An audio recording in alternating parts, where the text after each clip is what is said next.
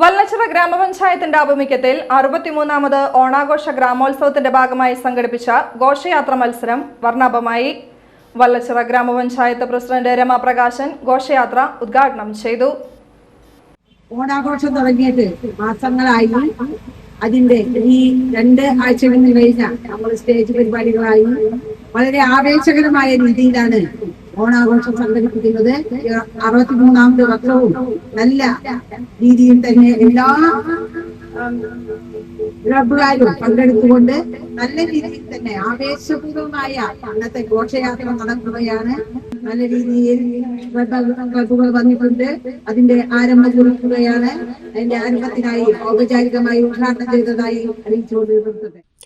ഓണാഘോഷ ഗ്രാമോത്സവ committee president Sudha Nambiar അധ്യക്ഷയായി.